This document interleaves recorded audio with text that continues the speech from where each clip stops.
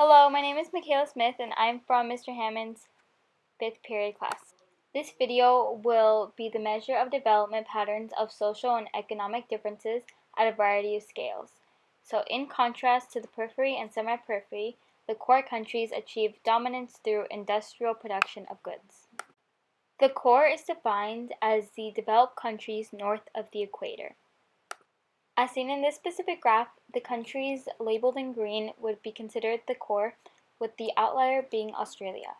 The peripheral countries and semi-peripheral countries would be defined as the less developing countries, as seen in this map in light yellow and white. Major continents such as Latin America, Africa, and Asia can be seen as semi-peripheral and peripheral. The American social scientist Immanuel Wallerstein was the first to recognize this as a theory, the core and peripheral model.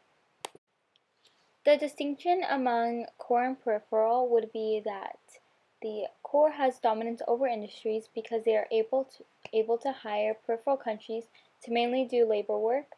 As peripheral countries have lower wage laws, core countries are able to spend less and profit from both consumerized goods and low wages.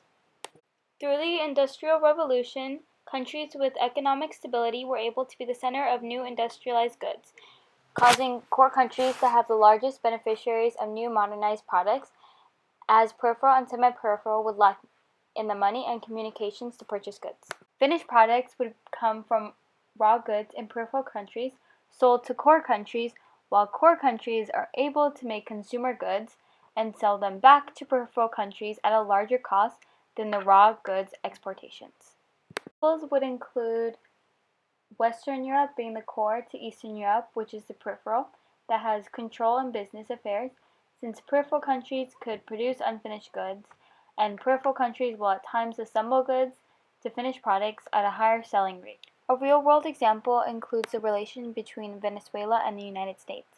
Venezuela produces much of the oil for the U.S., however, the U.S. controls the trading market, meaning that if prices for oil decrease in the U.S., then the economy in Venezuela would fall. As the peripheral country of Venezuela relies on the U.S. for a stable economy, the core country allows for the core to reach dominance through industrialized goods.